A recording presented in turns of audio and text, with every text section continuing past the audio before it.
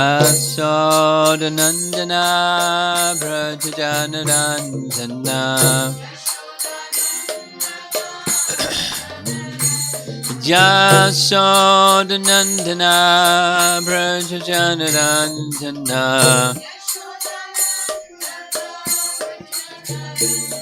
Jamuna Tidavanachadi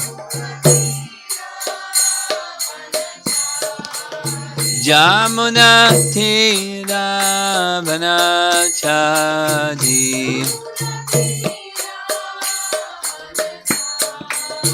Jaya Radha Madhava Kunjabi Adi Madhava Kunjabi Jaya Radha Madhava Kunjabi Adi Madhava Kunjabi Adi Gopi Jana Balabha Girivardhari Jana Balabha Gopi Jana Balabha Girivardhari Gopi Jana Balabha Girivardhari Jasodanandana Brajajanarandana Jasodanandana Brajajanarandana Jamuna Tidavanachadi Jamuna Tidavanachadi Jaya Radha Madhava Kunjabi Adi Madhava Kunjabi Jaya Radha Madhava Kunjabi Adi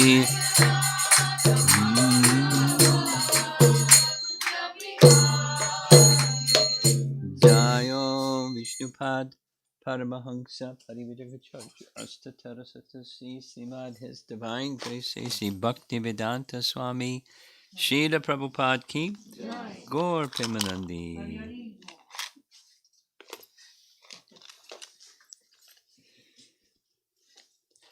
That's what I like, a clock that can't tell time.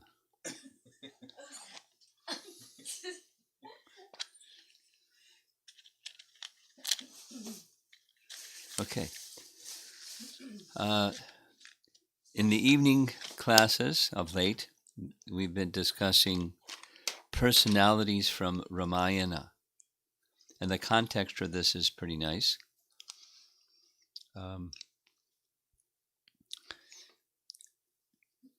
As you, I'm sure, know, for 30-something years, 35 years, I've been conducting visits to holy places with groups of devotees. And the last two places we went were Ayodhya and Chitrakoot, and then the Aranyakanda Kishkindakanda. And I had never been to those places, but it was a very nice experience. And I hadn't been at all familiar with Ramayana. I mean, little, but very little. And it's a nice experience becoming more familiar with Ramayana. And when we were in those two visits, there was a number of Chinese devotees with us. I'll just share one thing that's really, really nice. In the group of Chinese devotees, there was a young lady, probably in her early 20s, and I was just curious what their experience was. And they were going around the room, through a translator. She started crying and saying,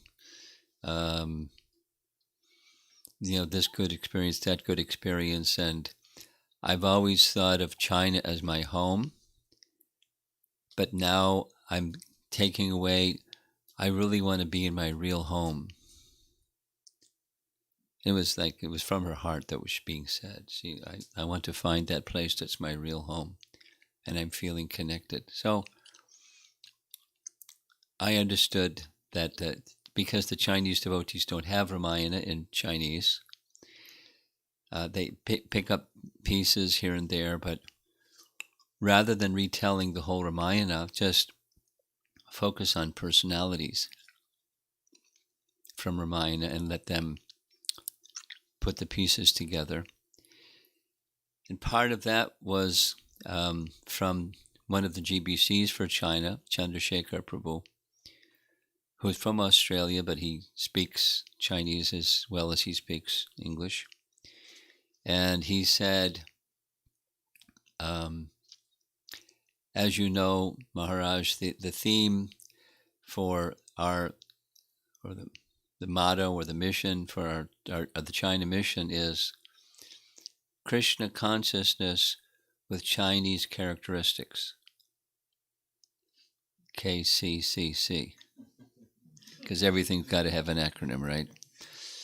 So, in keeping that theme, you can invite some of the local Chinese devotees to come up with historical or literary personalities from China's history or literature that resemble these personalities, the profiles of these personalities.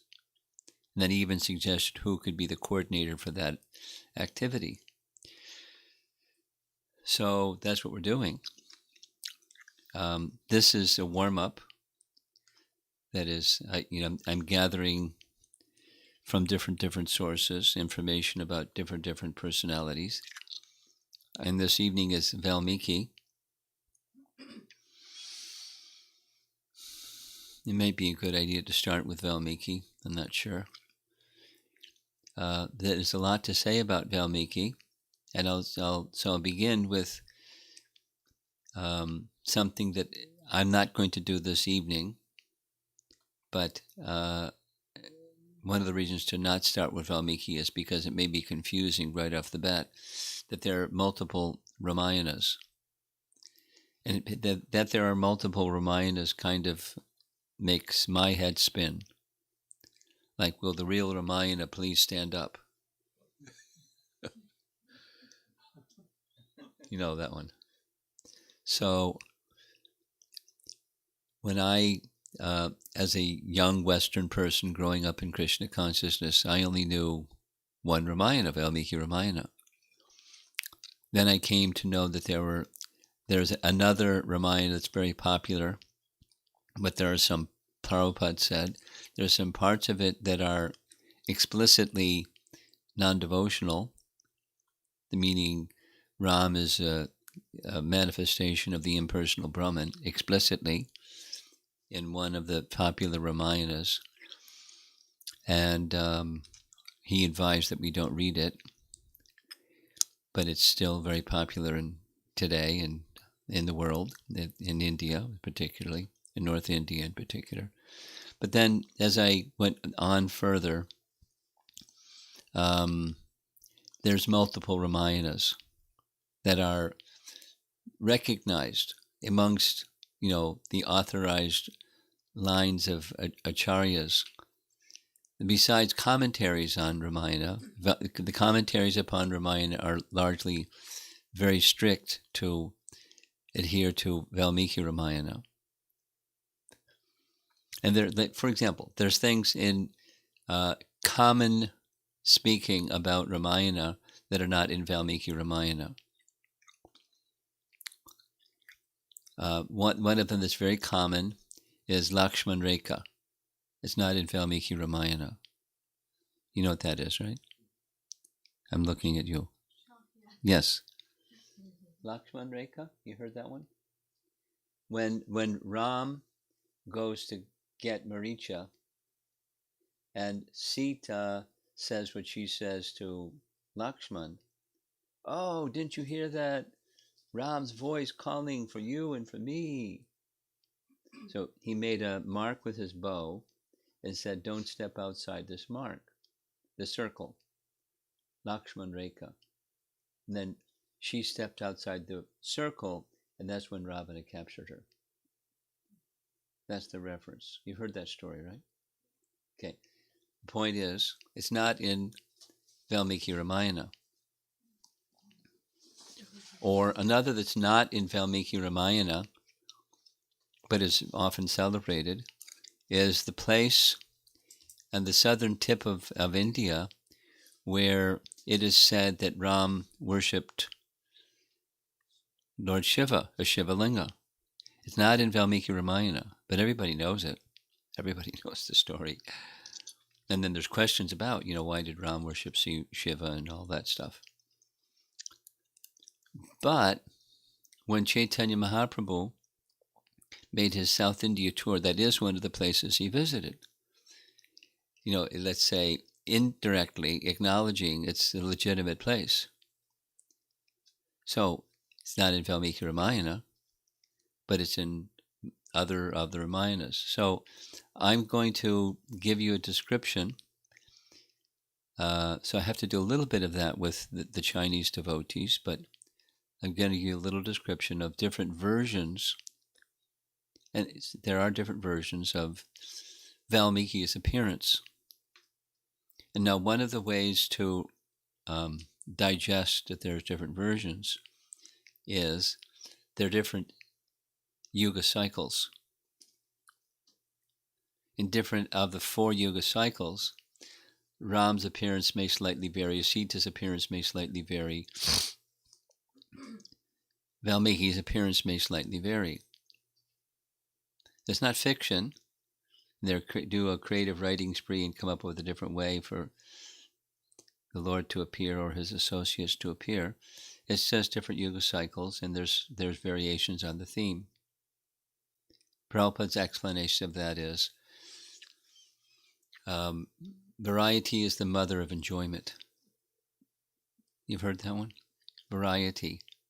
So, as that holds true for us, where we get it is true for the personality of Godhead, and he appears in different ways. It's quite amazing. There are about 5 or 6 different narrations of Sita's appearance. Radha's appearance. They're distinctly different without going through all that. But that's how it's possible. It's not made up. Different yuga cycles. So, with that in mind, Srimad Bhagavatam, of course, is our, along with Valmiki Ramayana being the gold standard amongst Ramayanas, Srimad Bhagavatam is, for us, the Amala Pramana, the spotless evidence. And in Srimad Bhagavatam, it speaks of Valmiki's father being Varuna. Varuna, according to Srimad Bhagavatam, has 2 wives. Urvashi was kind of like one of those celestial damsel relationships. And from combination of Varuna and Urvashi, Vashishta, very celebrated personality, Vashishta appeared. And Varuna was lawfully married to Charshni, his wife, and there were 2 sons, Bhrigu and Valmiki. And Shaunaka, who's the speaker in the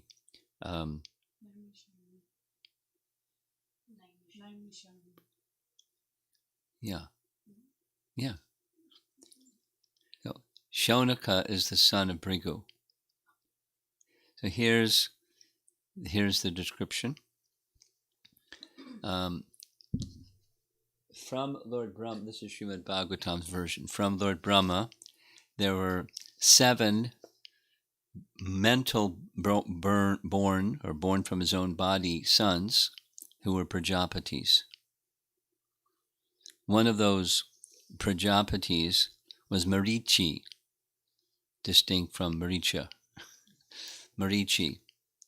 And Marichi had a number of sons, one of whom was Kashyapa. And Kashyapa married 13 daughters of Daksha.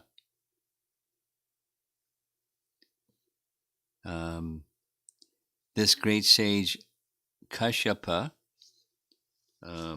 lives in the northern side of the universe. So that's where the Saptarishis are, in that realm. It's the northern side of the heavenly region. It's the vertical dimension of the universe. So, from Aditi, one of the 13 daughters, became the Adityas, and one of whom was Indra. And then another is Vamana, younger brother of Indra. It lists them. You would like to know who the 11 Adityas are. Vivaswan, Aryama. We hear about Aryama because he's in the abode of Yamaraj.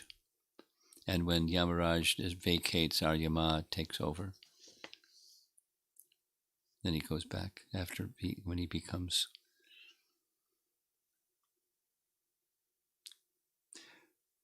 Pusha, Twashta. We hear the name Twashta in the story of Vitrasura, right? Twashta. Anyway, the wife of Varuna, who is the 9th son. The wife of Varuna, who is the ninth son of Aditi, was named Charshani.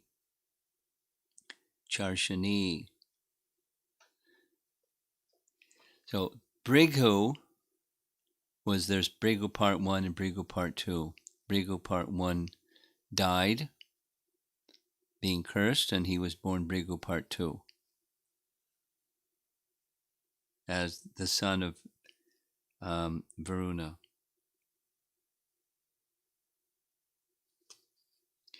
So here's the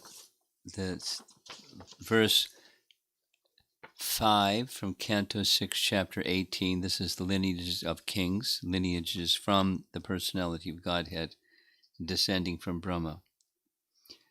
The translation reads, by the semen of Varuna, the great mystic Valmiki took birth from an anthill. Bhagavatam.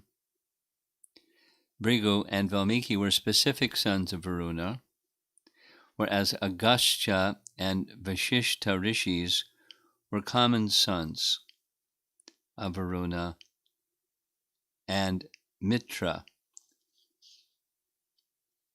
the 10th son of Aditi. So Mitra was one of the sons of Aditi, and Varuna was one of the sons of Aditi, and Agastya and Vashishta were born.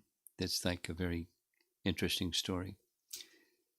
Commentary, BBT, Prabhupada, writes, Srila Sridhar Swami writes in his commentary on the above verse, quote, both Bhrigu and Valmiki exhibited profound erudition and the super excellent qualities of Vaishnavas, hence they are called extraordinary sons of Varuna, whereas Agastya and Vashishta were Brahman-realized monist Mayavadis, hence they are known as ordinary sons of Varuna, Agastya and Vashishta.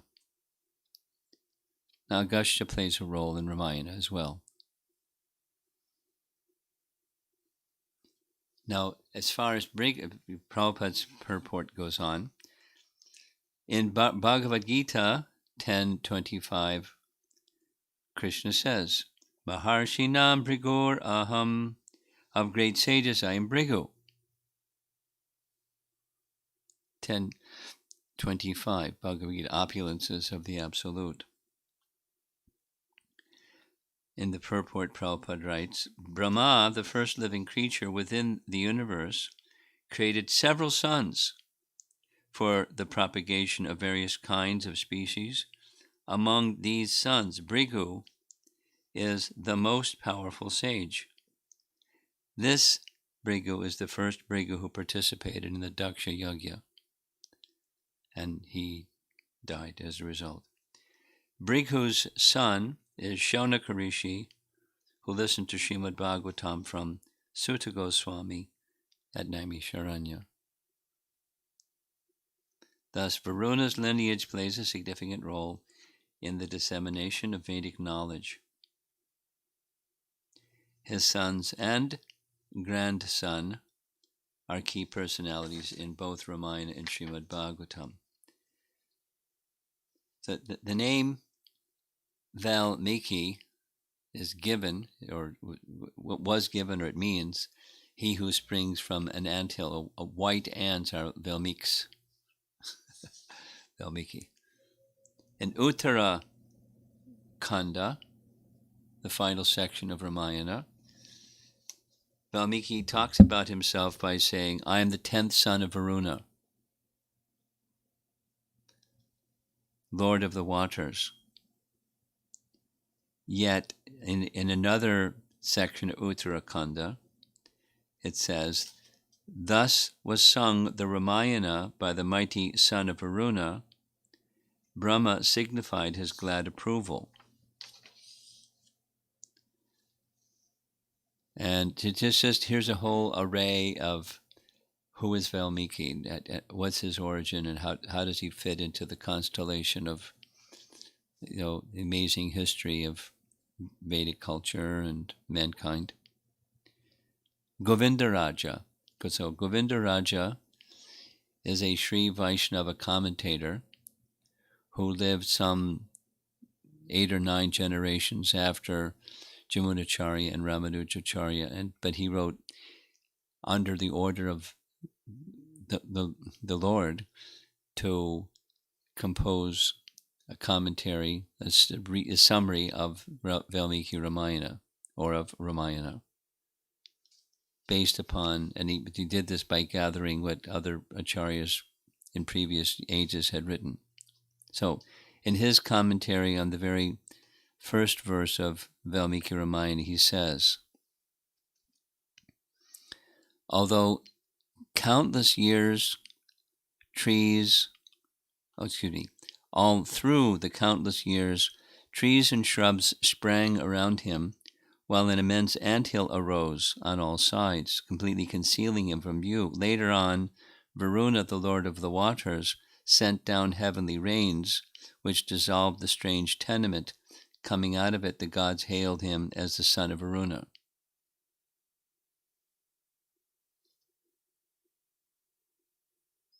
Doesn't explain. According to the Vayu Purana, Valmiki was Vedavyas.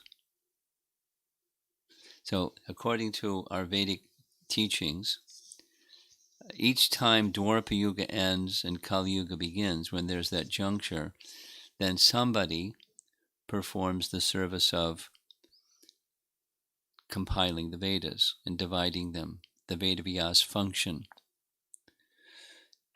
For example, in Vishnu Purana, Parashara Muni says that 2 yuga cycles ago I was Vyas.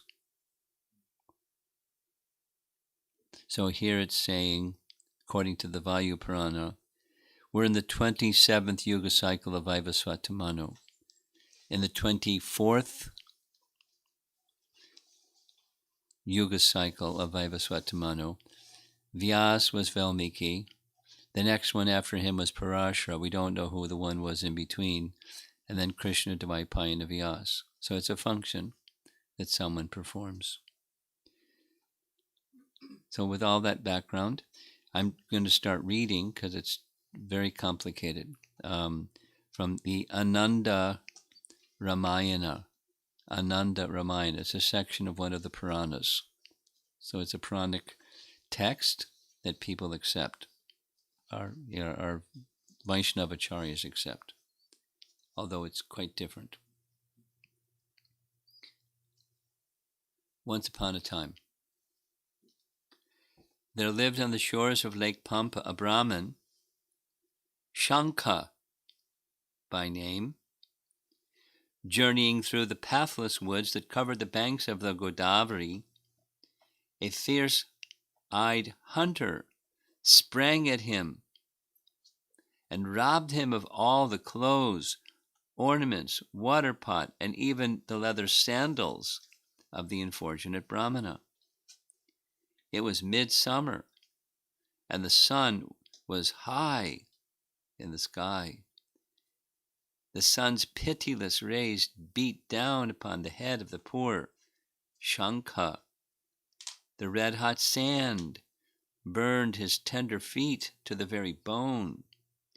He folded the rags that the cruel, merciless hunter left him and stood upon them while the forest solitude resounded with his screams of agony. The iron heart of the hunter grew soft toward him. I did the right thing, he said to himself, in depriving the poor fellow of what he had, but it is exercise of my duty and hereditary calling. But let me lay some small merit by giving him my old sandals. So some service to the Brahmana. Shankha was profuse in his gratitude. May all good go with you. Verily, it is some good karma of a past life that put into your head the idea of making me a gift of a pair of sandals to a poor wayfarer, and that too when he needs it most. The hunter was curiously affected with the prophetic words of the Brahmana.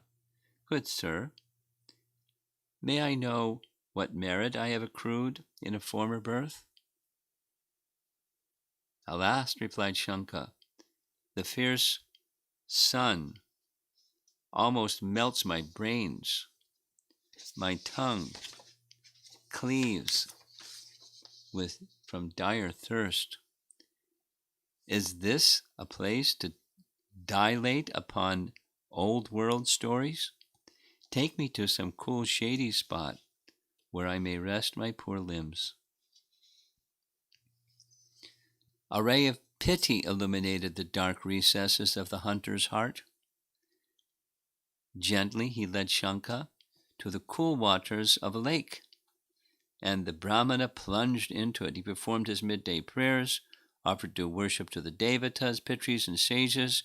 Meanwhile, the hunter busied himself in providing his late victim with sweet fruits and roots. Shankha partook of them and quenched his thirst in the nice lake. Then he sought the leafy shade of a hospitable tree, where the hunter followed him.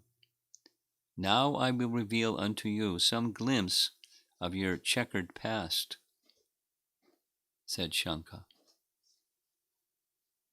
So now it's a story within a story, and then it's going to be a story within a story within a story. So he's speaking to the hunter, the Brahmin Shankha, says, there lived of old a Brahmana named Stamba of the Srivatsa Gotra. He lived in a town by the name Sala, along with his beautiful wife Kanti Mai, a model of wifely virtues and wholehearted devotion. But the wayward heart of the man turned away from her, and he so forgot himself and the duty he owed to a lady and his wife, and instead brought home a prostitute. Stamba, that's the old Brahmin, Stamba was fully enamored by the smile of the prostitute. Although outraged, Kanti Mai remained loyal to her unworthy husband. She was most assiduous in attending to the comforts of the man and his paramour.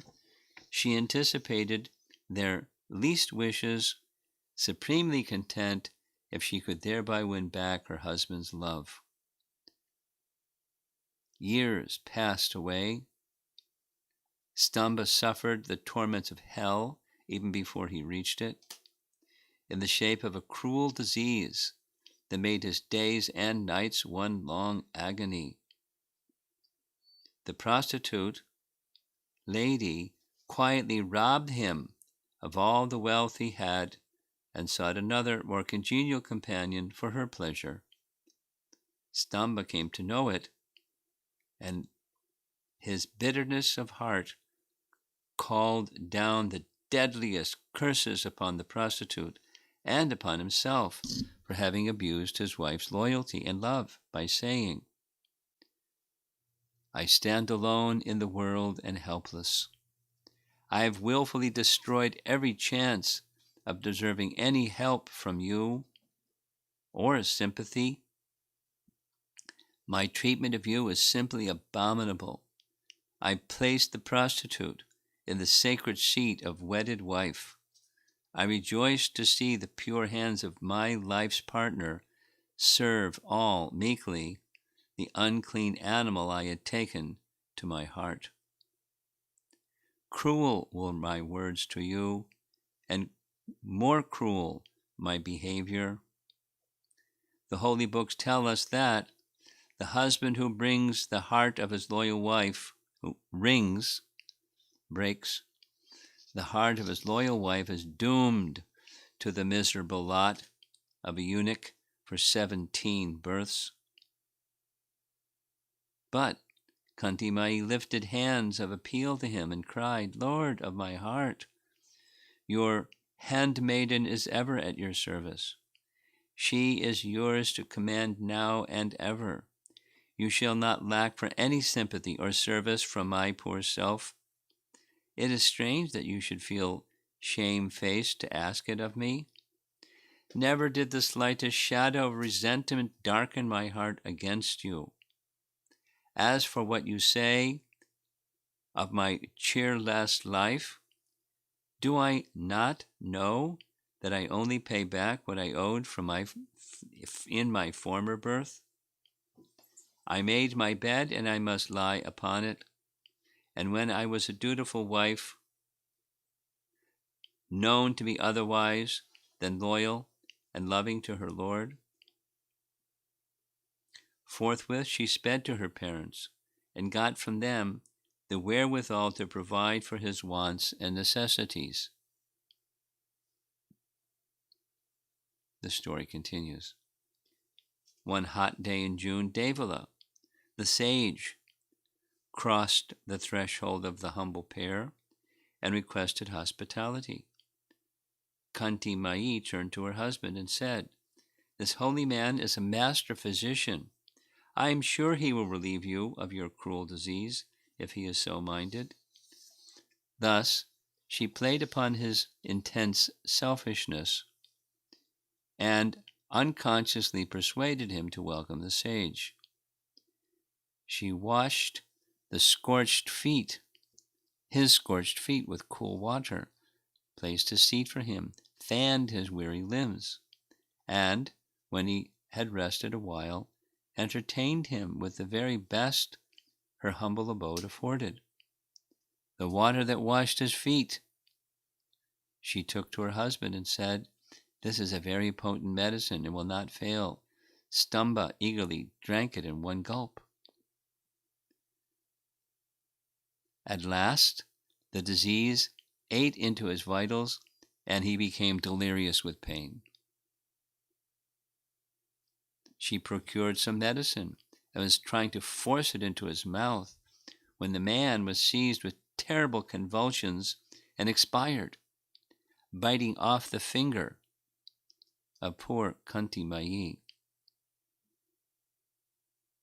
She sold her ornaments and jewelry, bought fragrant wood with it, placed her unworthy husband upon it, set fire to the same, and lay by his side in sweet content and supreme peace of heart. She reached the heavenly kingdom.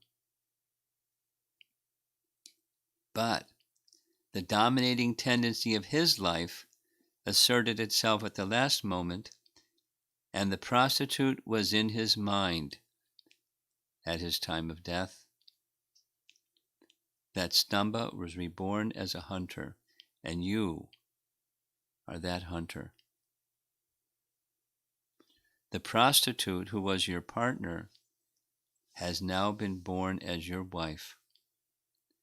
Since you consented unconsciously to welcome and entertain the Rishi Devala, a ray of pity, a flash of something noble, crossed your dark heart and induced you to relieve my sufferings and make a gift to me of your old shoes. The holy water that washed the feet of the sage has purified your unclean spirit, and you have been privileged to hear from me the details of your former life. In the last moment of your previous life, you bit off the finger of your faithful wife. Now you live upon the flesh of slain beasts. You died in your bed. Now the hard earth is your only bed. Now I will reveal to you what will befall you hereafter. Should I continue? He opened the eyes of the hunter to his next birth, instructed him in the right way of spending the holy month of Vaishakha. The hunter, now supremely repentant, gave back to his benefactor the articles which he had dispossessed him of, and saw him safely out of the dark woods. The unexpected turn thus given to his life was productive of very favorable results. In his next life, the hunter entered the semen of the sage Krinu, who spent many years in severe austerities on the bank of a beautiful lake. A serpent swallowed the semen of the sage Krinu, and the hunter took birth in its womb in his next life, in the womb of a snake. This child, the hunter in his previous birth, was brought up by the rude hunters and took to their ways of living. He mated with a woman of the lower classes and had many children through her. He organized a gang of footpads, waylaid the travelers, and lived upon his ill-gotten gains. One day, the 7 sages chanced to pass through the forest. Our Brahmin hunter, promptly held them up. "Revered sirs, none can pass this way without paying me a toll. It is my duty to collect the toll, as I have to support my wife and my young ones, so I request you to transfer all valuables that you may have." The Holy One smiled in pity and said, "My good man, please yourself, but do us a slight favor. Go home and put to your wife and children the following question." You know the question. "You share with me the gains of my calling, do you not? Well, will you take a share of the retribution natural to such a life of lawlessness and cruelty as I lead?" The sages said, "Fear not, but we will remain here even until you come back with their answer." And they bound themselves thereto by the most solemn oaths. The hunter could not clearly explain to himself what they were after. But such a simple request did not deserve to be refused, so he went home and put the question to his wife and children. But they laughed in his face and cried, "Are you mad? Who can deny that we have a right to share in your earnings? But to share of the results of your crimes, why, the very idea is supremely absurd." The hunter was dazed with surprise at this outburst of frank selfishness. The holy presence of the sages purified his nature and brought out its nobler instincts. So back he sped to where his strange visitors were. Tears of repentance and grief streamed down his rugged face as he clasped their feet and exclaimed in despair, "Lords of compassion, blind have I been until now. A life of cruelty and inequity did I lead, and when back upon the noble traditions of the Brahmanas to whom I belong by birth. I have run through the entire gamut of crime, and now I take my refuge in your mercy. Extend the shadow of your protection over me. I do not have any other person to help me." Then they took counsel among themselves. "Our poor friend is a Brahmana, as he is the son of sage Krinu, in a sense. But he has chosen to degrade himself and lead a hunter's life. Yet he seeks refuge in us, and it behooves us to do something for him. Let us try upon him the effect of the all-potent name of Sri Ram. He can have no better weapon to fight his past evil." They called him and said, "My good man, we instruct you in the mystery of a very powerful mantra. But as you have a long course of purification to go through, you cannot receive it as it is. We shall reverse it for you. Meditate upon it with your heart and soul, day and night, till we come back." Then they whispered into his ear the syllables Mara and vanished from his sight. The hunter planted his staff where they stood a moment ago and sat down there in all earnestness and in all sincerity began to meditate upon the mighty mantra. Many thousands of years passed over his head. The world and all it held simply slipped away from his consciousness. His various bodies were gradually purified of everything gross and material and shone in their splendor and radiance.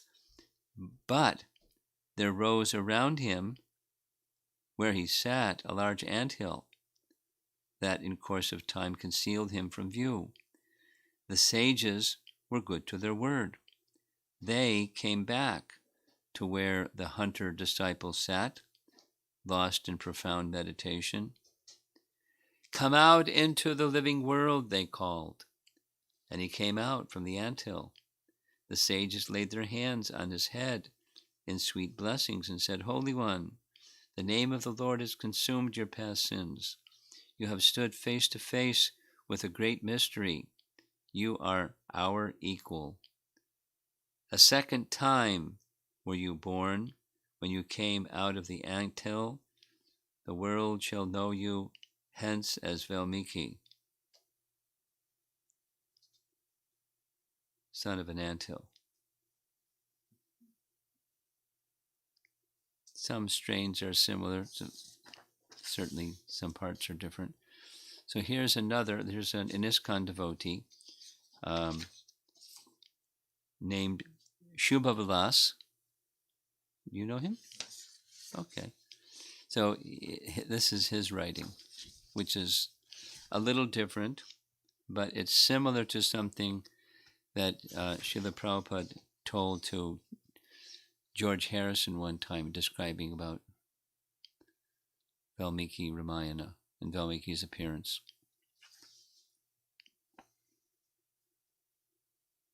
One day, while on a wild hunt, Ratnakar stopped in his tracks when he spotted a saffron-clad sage radiating an aura of tranquility. Ratnakar momentarily forgot his purpose and began gawking at Narada Muni. A second later, he was back on track, chasing the fleeing animal. Narada Muni spoke in a melodious, soft voice. Why are you accumulating so many sins by inflicting suffering upon the innocent? Don't you understand the law of karma?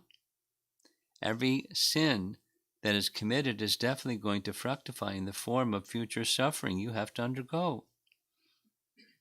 The voice froze Ratnakar to a halt. Gathering his composure, he promptly attempted to justify his actions. I do this with the sole aim of feeding my family. Narada Muni told him that if this was his aim, his family should be willing to share the burden of his sins. Ratnakar beamed, confident that his family members loved him enough to take the fall with him. Smiling knowingly, Narada Muni asked Ratnakar to validate his belief. Ratnakar rushed to his family and asked them if they would share the consequence of his sins. Their brutal response shocked Ratnakar. Crestfallen, he went back to Narada Muni. Ratnakar could now be helped. Prostrate at Narada Muni's feet, Ratnakar asked him to solve his dilemma. The fear that his sins would engulf him aggravated Ratnakar's anxiety, and he implored the Muni for guidance. Narada Muni offered a simple yet effective solution. He asked Ratnakar to chant the various holy names of Lord Ram constantly, but Ratnakar failed. Narada Muni realized that he was full of sin. However, he was not among those who gave up. He thought of a unique way to help Ratnakar chant. He asked Ratnakar to chant constantly the word Mara instead. This was easy for Ratnakar to repeat because his life was so closely connected with the word Mara, which means death. Ratnakar sat down instantly and began chanting Mara, Mara, Mara. With complete sincerity, the chant created a word loop that magically transformed into Rama, Rama, Rama. Narada Muni's prescription suited Ratnakar's diseased condition. An advisor is like an able doctor who does not prescribe before diagnosing the disease. Days became weeks, weeks turned to years, but Ratnakar continued chanting Mara, never once getting up, eating, or even sleeping. Ants began to crawl all over his body and gradually made a huge anthill upon it. Besieged by ants, Ratnakar was almost invisible. Many years later, when traveling through the forest once again, Narada Muni stopped, for he thought he distinctly heard the Rama mantra emanating from somewhere close. He traced the humming sound to an anthill. The bewildered Muni sprinkled some holy water, and the anthill dissolved, uncovering a devout figure seated in a lotus posture, eyes shut tight and lips constantly chanting Rama. Ratnakar! Narada Muni gasped. Ratnakar opened his eyes to the soothing voice of his spiritual master. Valmiki Muni stirred out of his past and into the present. His eyes swelled with tears of gratitude on seeing his savior, Narada Muni. Soon he was at his master's feet, seeking blessings. Narada Muni was so moved by his disciple's determination and virtuous appearance that he embraced Ratnakar and blessed him with a new name, Valmiki Muni, the sage who emerged from an anthill. Valmiki Muni could not thank his teacher enough for teaching him to praise Lord Ram by unceasingly chanting the supremely pure name. He now knew why he was chosen to write Ramayana. He's kind of blending things. Anyway, he now knew why he was chosen to write Ramayana. Narada Muni's forgiveness and mercy had armed him with unwavering strength for meditation and relentless chanting of the holy name. Chanting the holy name had purified him and spiritually elevated him enough to attract the mercy of Lord Ram. Lord Ram's mercy in turn presented him with the opportunity to serve Mother Sita. And it was Mother Sita's mercy that empowered him to write the Ramayana. Valmiki acknowledged, I'm a product of mercy. And that same higher power used me as an instrument to compose the Ramayana.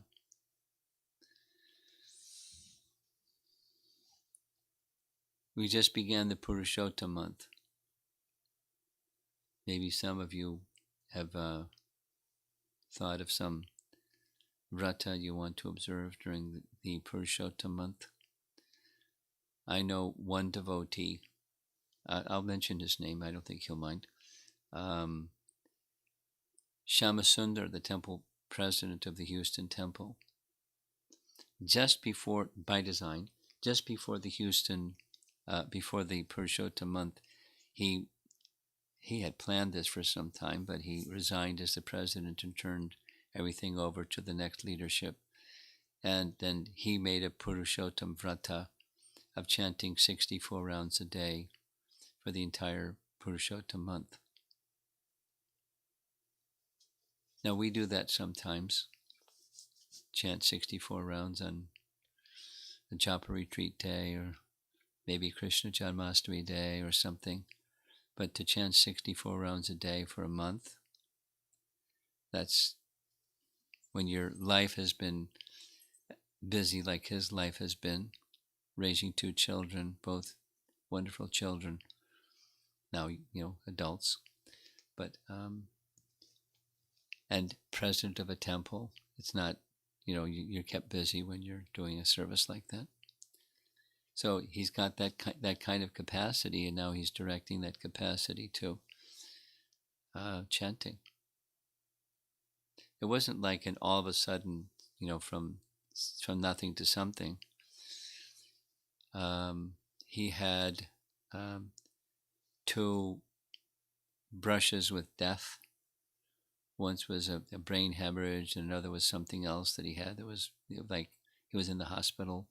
With at any moment he could just be gone. So Krishna's given him another chance. He recognizes that way, and so he's been gradually increasing his chanting and his certainly faith in chanting and taste, because you can't chant 64 rounds a day for a month if you don't have any taste. It's sawdust. You can't do that. So, but he has a taste. In fact, he sent me a text message saying, I'm sure he doesn't mind my sharing all this. He chanted 79 rounds the first day.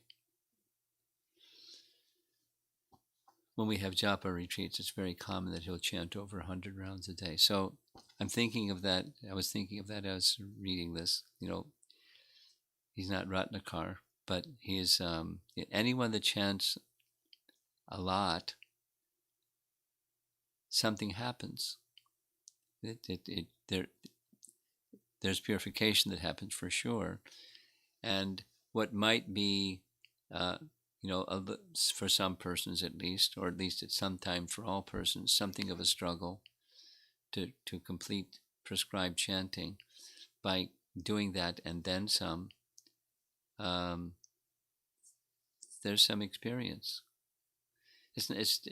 There's an experience like this also with reading.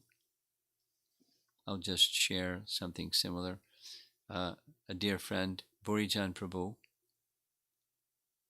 Prabhupada disciple, that we were classmates in college. He was 1 year older, but we knew each other. he has undertaken the service of summarizing the entire Srimad Bhagavatam. Something you may know. Under his lotus feet is the first part, the first three cantos. And then the backward glance is cantos 11 and 12. Then he's going to cover the middle ones in the course of time. But when he goes into a reading mode, it's minimum 6 to 8 hours a day. And his description is the first several hours is nice, but he really doesn't get absorbed until, after that. The 4th hour, 5th hour, 6th hour.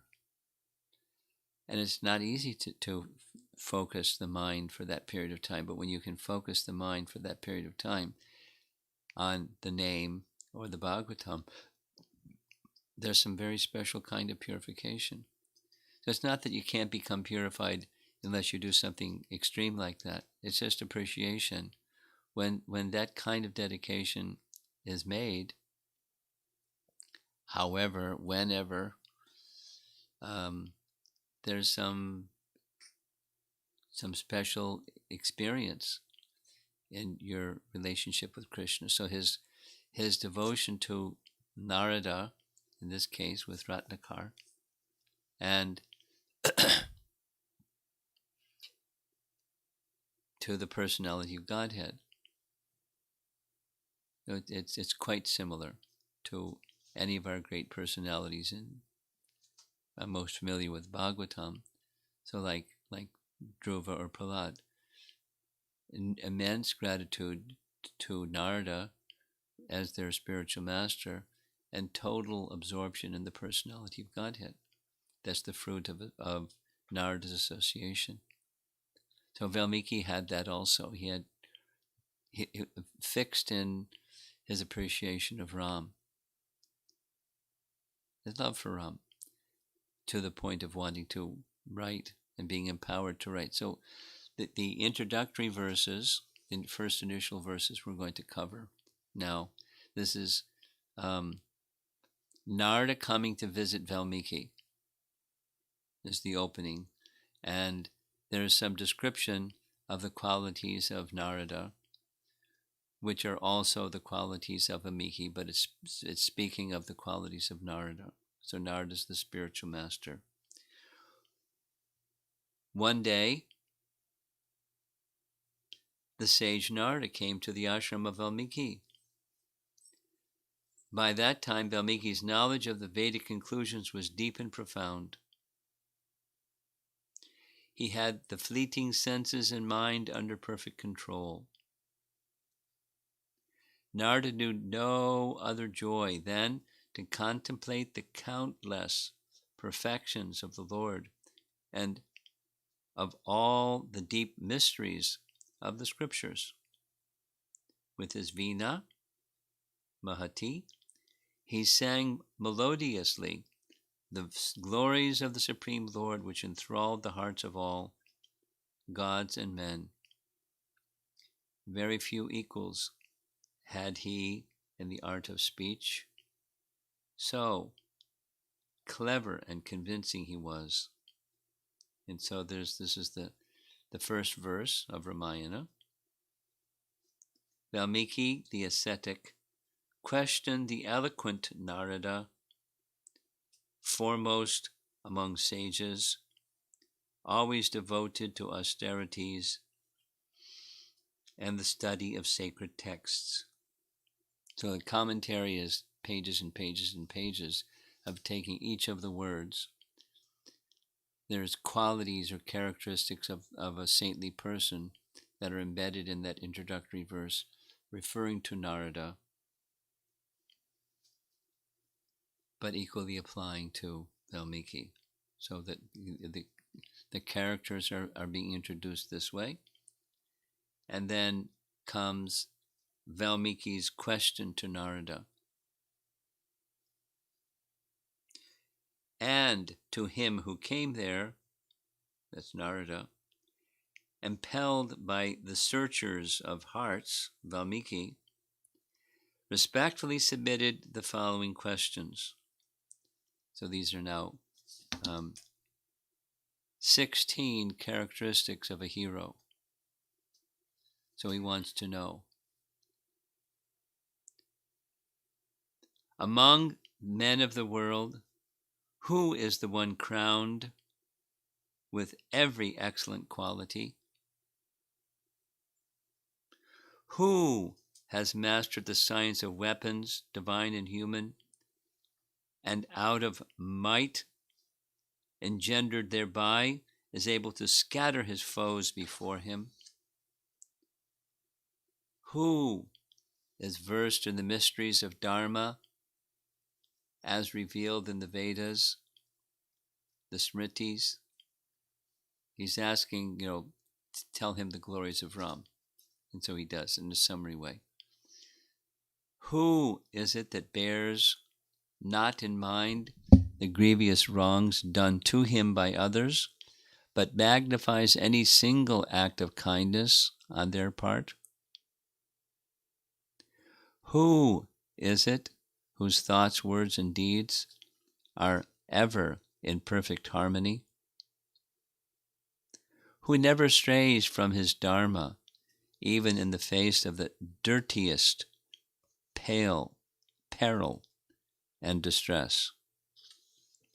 Whose life is pure and spotless? We're halfway through these 16 qualities. Who always seeks the highest good of humanity in this world and in the world hereafter, not only to higher ups but also lowly subjects like Guha, Shabari, etc. Whose eyes see clearly and unerringly between the real and the unreal? Who has profound knowledge of men and things and twines himself round the hearts of all? Who is unique and a perennial source of delight to all that approach him? Who, like a skillful driver, has his mind and senses under perfect control? Who is it that allows not his temper to get the upper hand of him? Who is it of presence so charming that men may never have enough beholding him? Whose heart knows not envy, spite, and calumny? What does calumny mean? Calumny, I meant to look it up. Somebody look it up on your phone. Calumny. Calumny.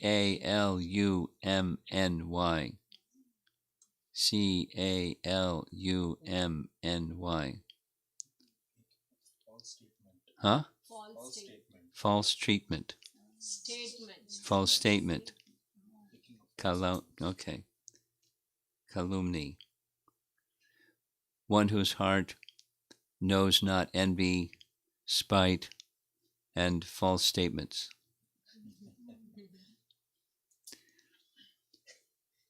Who is that men and gods dare not face when fierce joy of battle is upon him?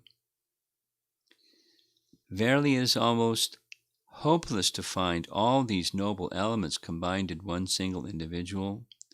But if there is one, you would know who it is amongst all men. For, O Narada, there is nothing either in the heavens or above, or in all the worlds below, that escapes your all-seeing eye. Nothing would gladden my heart so much as to hear from your lips, if you deem me worth of the honor.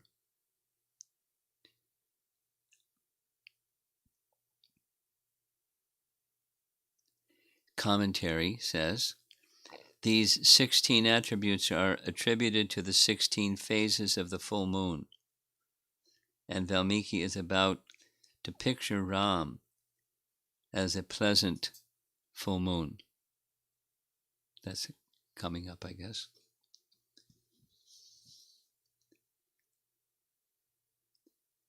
Yeah.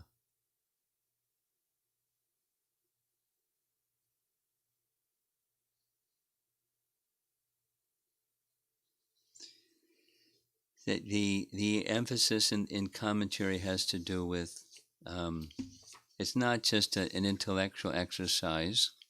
It's a devotional mood. To do what Valmiki did. He's not an ordinary person. This is this point of yearning. Some of you may have heard or even participated in our Festival of the Holy Name, and the theme was "Say Yes to the Holy Name," and the why part of the yes is yearning, and it comes up. It has come up again in the this whole visit of Akrura to go see Krishna. There's a yearning to see Krishna. And it's an essential part of our life in devotion to Krishna. For us to go beyond, because it's one of those common questions, like how do I go beyond mechanical chanting? It's asked in different ways. That's a common question. And yet that spark that needs to be fanned is the yearning. So the yearning is in the question itself, how do I go beyond? But then you have to fan the spark. And hearing of the yearning of these great souls, here in this case it's Valmiki, or in the morning class it's Akrura, we're hearing the yearning that they have. And of course they're far more elevated in that yearning than we are. We're sadhakas, and they're way beyond just being sadhakas. But there's a yearning. It continues. The yearning isn't like, okay, now I've yearned. What's next? It continues. It continues into the prema stage. We were discussing this morning. Was it this morning? Yesterday. I can't remember.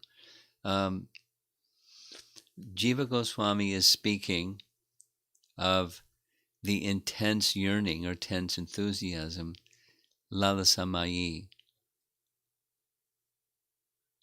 When was that? Today? Midday. Here? Local? Okay. So it's right in Nectar Devotion. So this is, the practical application of hearing about Valmiki is this one. There's the yearning that doesn't go away. Yearning. It sounds like, or the laulyam means greed, intense yearning. But it sounds like that's sad, or it's painful, or it's uncomfortable at least. There's something that is really important to you, and it's just not happening. And one can get discouraged, or one can get distracted, or one can get all kinds of things. But if that stays, and you don't get distracted or discouraged, but it stays, then it carries one to the goal. That yearning then becomes, or can become, enthusiasm. It's not a negative emotion. I'm missing something. Boo-hoo. It's a spiritual power. So here we are. Valmiki has done what we heard he did already, and he has a relationship with Narada. That's what his relationship with Narada is, and he's still yearning to hear and to be in that relationship with Ram just by hearing. So he asked the right person. And he pushes Narada's button, and Narada just starts describing who the person is who embodies all these things at the same time. That the only person is the personality of Godhead, or those so empowered by him to represent him in that way. And that's the eagerness of a spiritualist. And when that eagerness becomes awakened, then viraktir anyatracha. There's the detachment from so many things.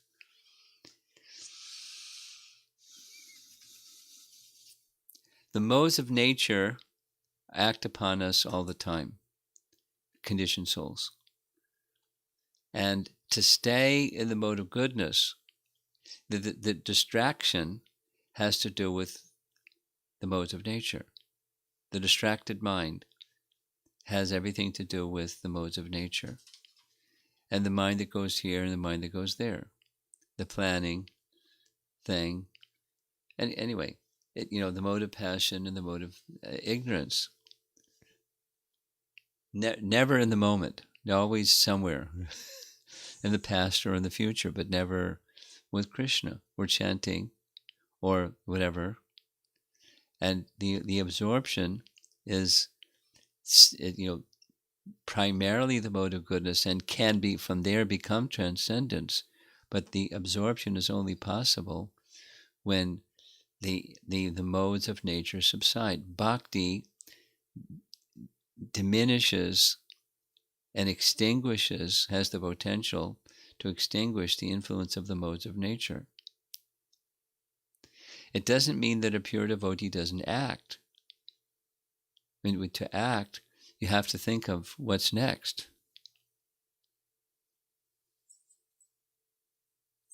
I mean, just to get here to the house, there were lots of what's next thoughts. Otherwise, we wouldn't have gotten here. We'd be somewhere else doing something else. So, that life of service to Krishna, it's purpose driven, but it's not modes of nature driven. As one approaches purity. So back to this point of yearning. We're not there yet. Or Valmiki is feeling he's not there yet. How elevated is he? And he's not there yet. So don't be discouraged. You have a long way to go. Just stay in that bhakti mood and wanting to connect with Krishna. And why is it that we want to connect with Krishna? Besides, somebody told me that's a good place to go.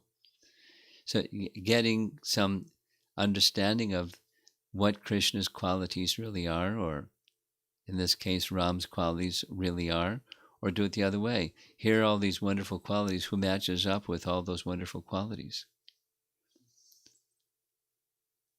Take it from either end of the spectrum, and the means of reaching the goal is like hearing Valmiki Ramayana. Hearing the goal is that this process of glorification and taking full shelter. Therefore, the acharyas describing, I like this part. There are different primary lessons or elements within the whole of Ramayana, but a major feature is elements of the process of surrender. Ramayana is a treatise on the process of surrender. There are different persons who are coming to the stage of surrender. Vibhishan and right here, Valmiki. There's those that don't also, but there are those that do. And Shabari and Guha and all the different personalities that take shelter of the personality of Godhead. And what that experience is like, what the obstacles, how they overcome the obstacles, opportunities that are presented, the empowerments that come. It's a really fantastic display of surrender to the personality of Godhead.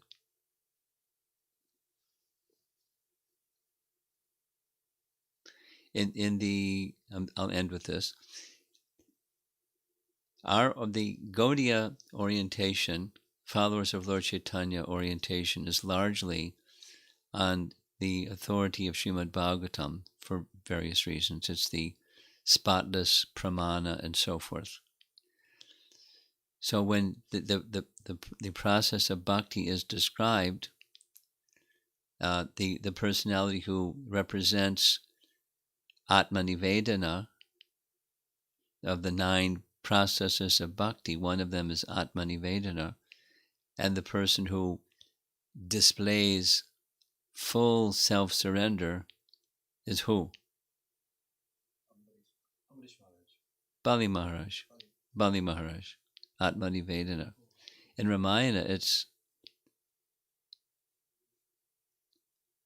Vibhishan.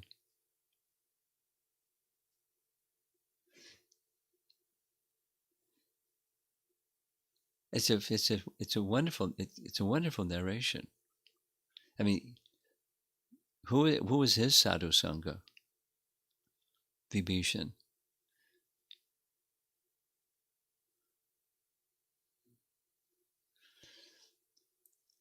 Anyway, without going into all of that, because we've done it recently, the taking shelter with yearning and enthusiasm, and eventually spontaneously just being there. It's the journey is a wonderful journey, and the resources to help carry us there are provided, and we just gather together and use those resources. It's in the COVID-19 times. I just got a text message in the morning at 6 o'clock this morning from Minneapolis. They're having a 24-hour virtual kirtan. It's not they don't even have a temple, but they're having association that way, and they're really enlivened. So after that message this morning, I got a few others. They're really enlivened. So how do we can enliven one another? Who are we? We're little people. We can enliven one another by taking shelter of the name and the sound vibration of Bhagavad Gita, Srimad Bhagavatam, and here what we're doing is Ramayana, and it's enlivening.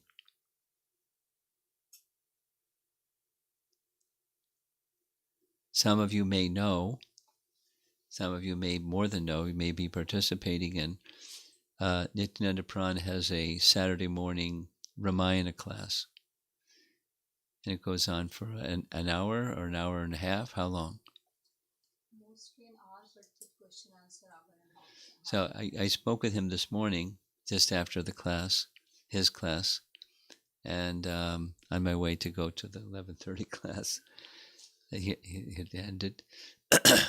The topic today was just some inspirations that he has of late on prayers by Hanuman as he's offering prayers to Ram. But it wasn't like a whole class. It was just his meditation on those prayers, and then it was questions and answers. It's just, Katayantas chamam nityam tushanti cha ramanti cha. Just doing what Krishna says in Bhagavad Gita. So we may not be very advanced devotees. Well, it may not be. We're not very advanced devotees. But we can derive happiness and pleasure by discussing topics of Krishna. I've become a really ardent appreciator of this reading groups. You probably know what those are. But in the last 2-3 weeks, I visited mostly homes of people that are really new, like that person we attended today. Really new people, and they're just they're coming from somewhere. They have some idea of something. Some confused idea of something that has to do with Bhagavad Gita and spirituality and whatever. And they're finding, beginning people are finding a whole lot of strength just from systematically going through Prabhupada's books in association of others. They're discovering things that they're just like awesome. And it's helping to redirect the course of their life, and they're really happy. They're becoming, not like all the struggles of life just poof, they went away, but they're becoming happy. So And how is so? What's the formula? It's katayantascha mam nityam turshanti cha ramanti cha, just like we're doing. No, the more elevated is Valmiki asks Narada, and Narada responds, and he's ecstatic to hear the question. He's ecstatic to give the answer, and then from that he gets the empowerment to write Ramayana. He gets blessings from Brahma and so forth. So we're not ready to write a Ramayana, but we're ready to gather together and hear spiritual topics, especially from those who relish those spiritual topics. And even, to whatever degree that's available, take it, and otherwise with others, and you share with others, whatever your capacity is to share with others. That's nice. That's going to enormously help purify the world.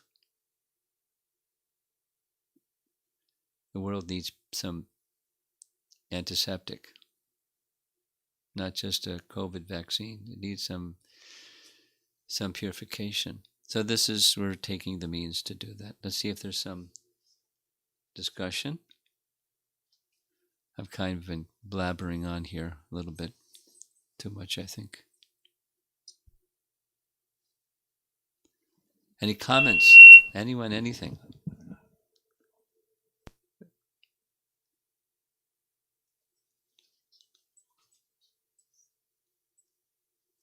Go ahead. Nothing?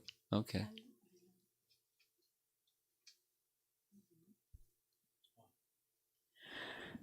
Hare Krishna Guru Maharaj, it's too loud. Go ahead. You're good. Speak. He's just changing the volume. Hare Krishna Guru Maharaj.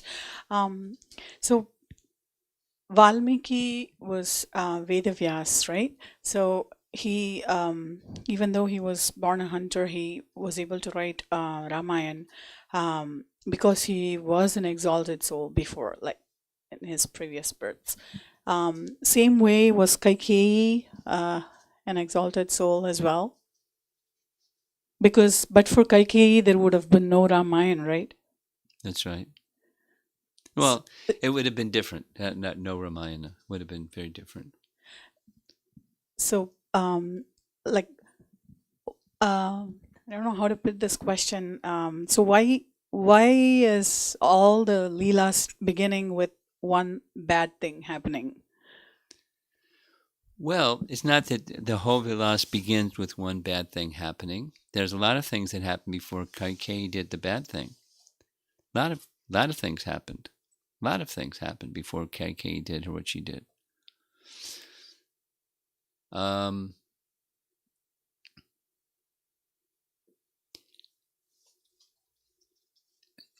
Here's something from Govindaraj's commentary. I like it. It helps answer your question. And in Valmiki Ramayana, only in two places in the whole of Ramayana does he use the phrase Yadrichchaya. Yadrichchaya has a funny translation, somehow or other. There's no apparent cause, just somehow or other. Govindaraj says that means Ram, from within the heart of Kaikeyi, inspired her to do what she did. It was a story-changing, direction-changing moment, and it was purposeful by Ram's arrangement. And there's multiple purposes that were served. One of them was to fulfill his purpose in coming to this world. Pritranaya sadhunam vinashaya chaduskatam. Because in the forest, there were sadhus. And the sadhus were eager for his association. So he was going to give his association to the sadhus in the forest. And that went on for 11 and a half years. And then there was another Yadrichchaya moment. Shurparnaka came and did what she did, because that was a changing moment. So she did what she did, inspired by Ram to do what she did. So it's not that, but it's not that, things don't happen until some tragedy happens. Some tragedy can bring a shift from, Prabhupada calls it a reversal.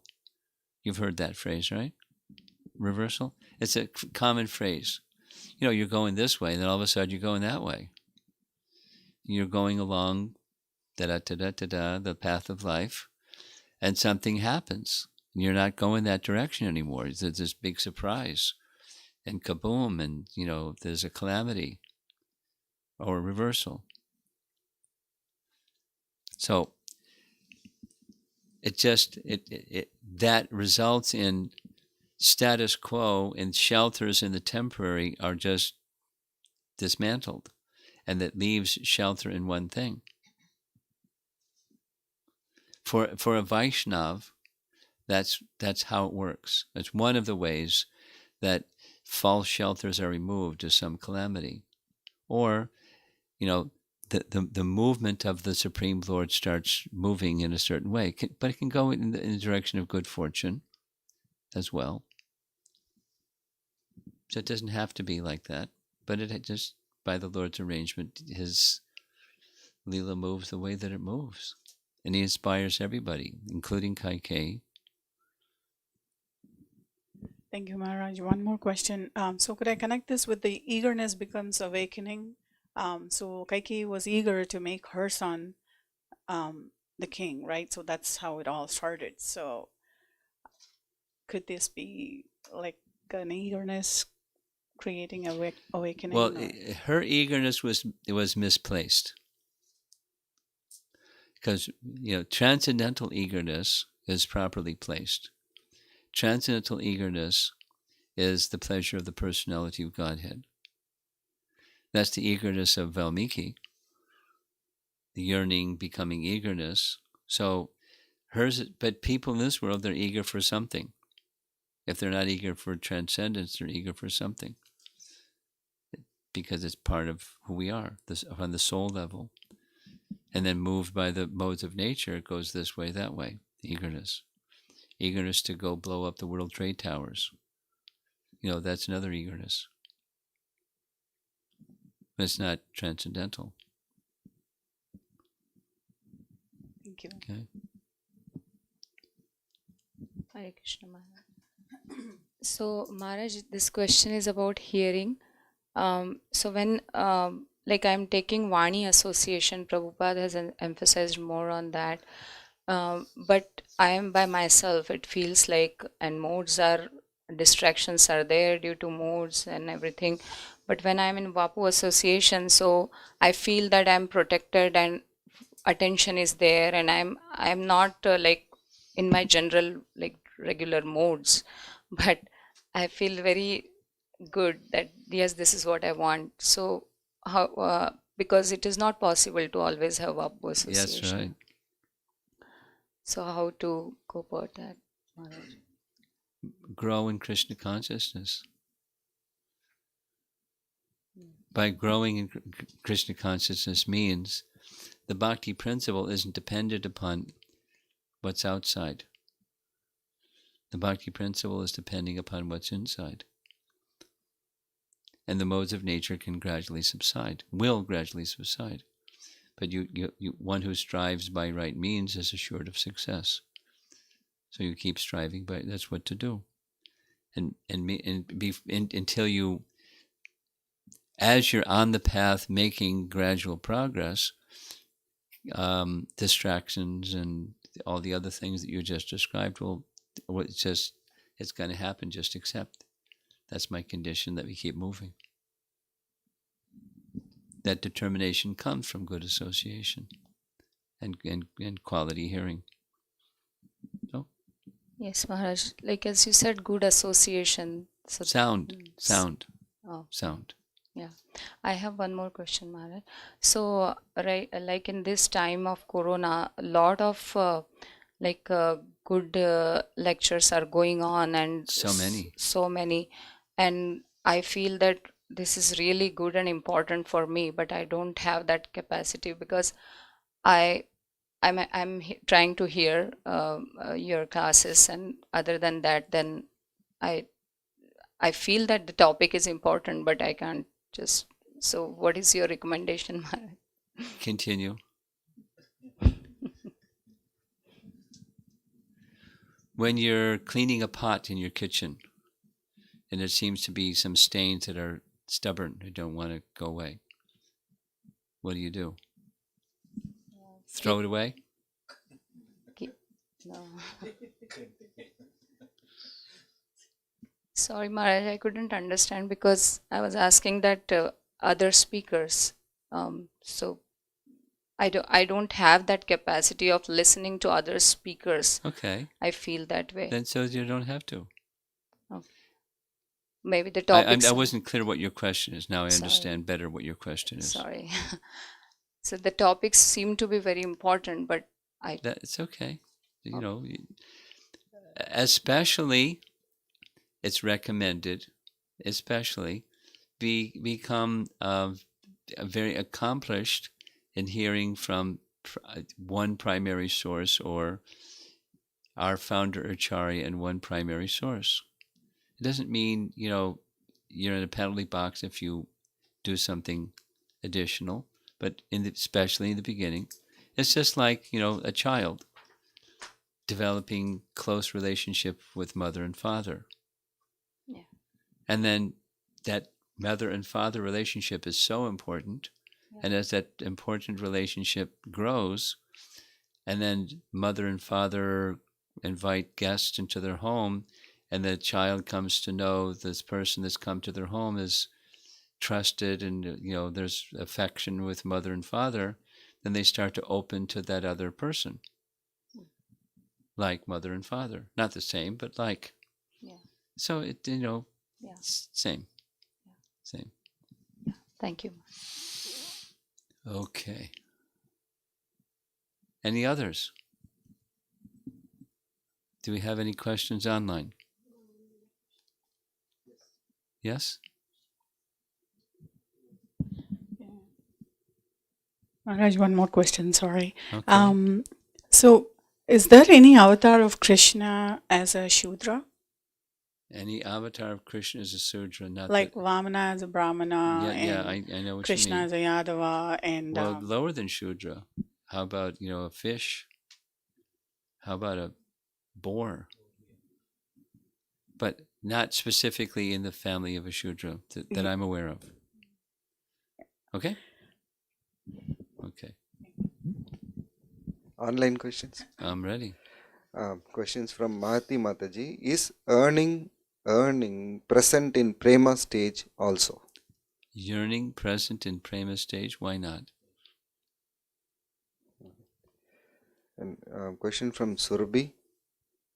How can we systematically, scrutinizingly study all this literature when there is so much to read? Srimad Bhagavatam has 18,000 verses. How can we do justice to all this unlimited nectar from our acharyas? Little at a time. When there's a big feast, what do?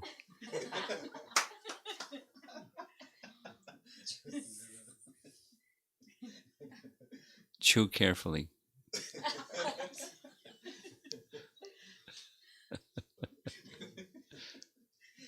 It aids digestion. That's it? Hare Krishna Maharaj, this is something that kind of deviates from what you were talking about, but it relates to the Gajendra Moksha. I was just wondering if King Indradyumna was meditating on the holy name the entire time, he ended up getting cursed to be born as an elephant and have to live a whole other life and struggle with his battle with Makara. So why did that happen? Well, he wasn't meditating on the holy name. Your premise is he was meditating on the holy name. But when it's specifically stated that when he offered the stotras or prayers that he had chanted during his life as King Indradyumna, he doesn't mention who. I didn't know that. And then it's said in the commentary, Vishnu knew, But Brahma and Shiva didn't come because they knew, although he didn't mention by name.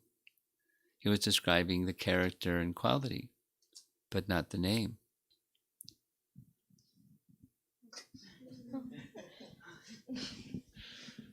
But Vishnu came because he knew.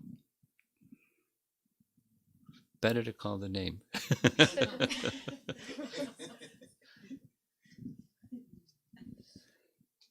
Either of you have anything? I thought so. Hare Krishna Guru Maharaj. It was so nice to hear about you mentioned about the president about Houston, Shamsundar. Shamchandar. 79 rounds. 79. 79. And then he said in an hour and a half in the garden. Wow. That kind of sharing really inspires Maharaj. Okay, and so we get request you inspired. to share more. Now actually. what are you going to do tomorrow with your chanting? I'll concentrate my chanting, whatever I'm doing. Let that inspiration go somewhere. Sure, Maharaj. Okay. Maharaj, this question comes to me from this from the lecture like Mara Mara Mara we had, right? Rama Rama, the Yeah. person who is not able to even chant, right? So the question is this way, Maharaj, like sometimes we are doing the process for quite some time, then we'll revisit and think, are we doing right, or Yes, that's what is good. that we are going to do? Okay. Very good. In that way, Maharaj, like when we are chanting, when I am chanting, right? Like over a point of time, what happens is like I'm thinking, okay, I'm chanting and I'm hearing why I'm doing this. I want to purify myself. Then I'm questioning, it looks like a selfish thing what I'm doing is. Yes. Yeah.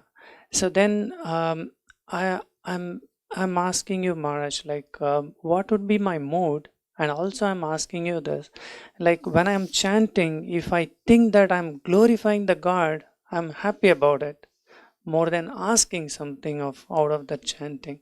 So yeah, that's my question, It's Maharaj. not a question. It's you just did a fireworks.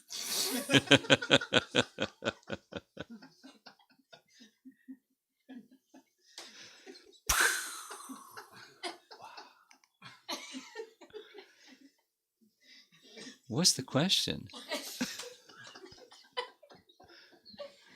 So yes, purification, but for what purpose purification? If it's not for the pleasure of Krishna, because what makes Krishna pleased? And if you want purification because that will please Krishna, and without pleasing Krishna, you're not going to get purified anyways. So just make that connection. That's the bhakti principle. That's and glorifying the Lord, that's the bhakti principle.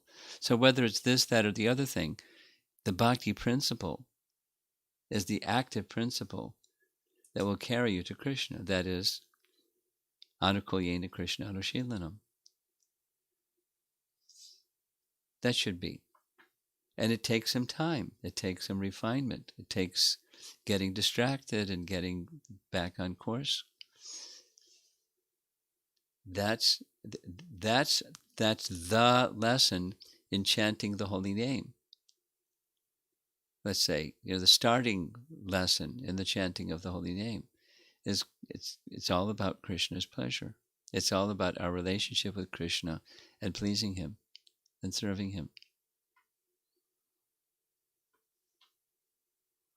That bhakti principle is most effectively awakened through in the course of our chanting, if that's where our attention is going. The difficulty is the modes of nature, and we're going somewhere else with the modes of nature. They carry us here and there. The mind. And then, everything else, our life. We're under the grip of Prakriti, influenced by the modes of nature. And that's what we're accustomed to and, conditioned by. And we're trying to break free from that conditioning. So, pleasing Krishna. Sevanmukhi hi jivadao swayameva sparatyada. You know the verse. Rupa Goswami.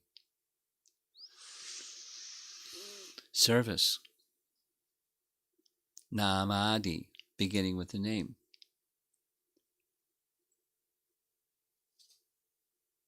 Yes, Prabhu Maharaj. Okay. Anything? No. Your questions are always so good. Nothing this evening. Okay.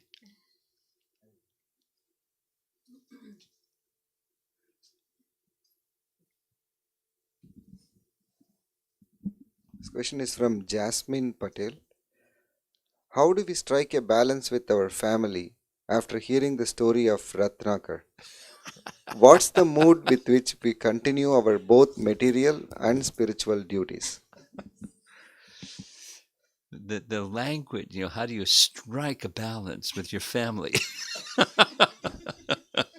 Well, you get a club and you bonk him on the head. Strike a balance. I was struck by the language. Strike a balance with my family. And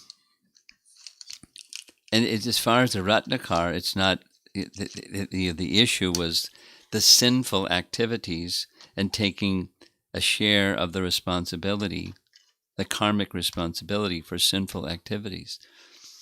So, but that's not a balance question. That's how do you live your life question. But the balance, the balance word is one of my buttons, and my response to the button push goes like this: it's not about balance; it's about Krishna consciousness. And over there is something material, and over here is something spiritual. How do I balance material and spiritual? Answer: there's not balance at all. It's time management. And I do this for Krishna, I do that for Krishna, I do that for Krishna. Now,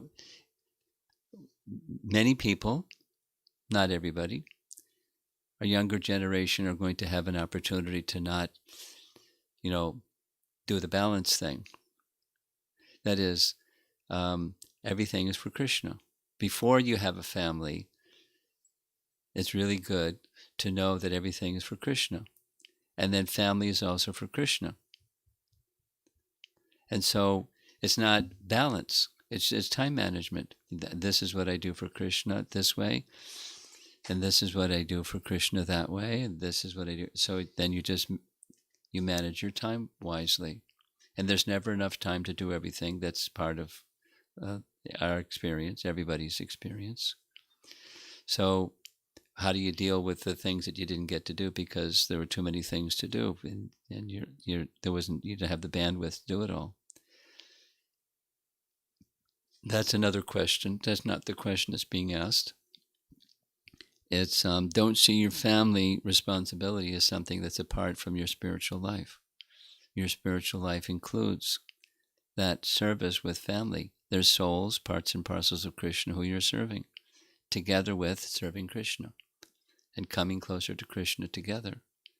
And then there's, it's the holistic picture of the soul that has emotional needs, the coverings, the body and the mind. And there's needs, and you work together towards directing those to Krishna as much as the individuals want to and are capable of. And, be an inspirer to move in that direction as a family. And that's part of your service to Krishna. It's not balance.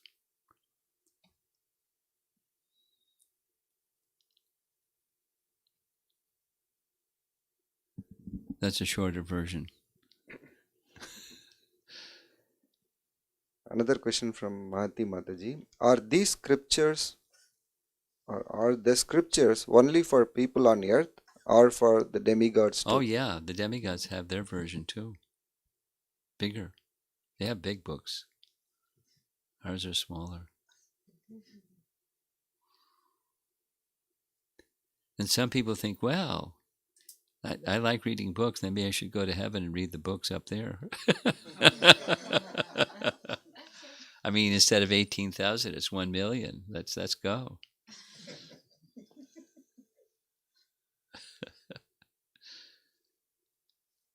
Okay. Yes. Last question. Yes, Amara. I had a follow up on this question that Which that one? Mataji asked Which one? about the family. Balance. The balance question? Not exactly the Oh, balance thank you. question, Thank you. but I wanted to just clarify that Srila Shukadev Goswami, in the beginning of second canto, in the first chapter, he's saying that the people who are like family, just serving the family, and in the daytime they are laboring so hard. This is devoid of Krishna conscious people. Yeah. Okay.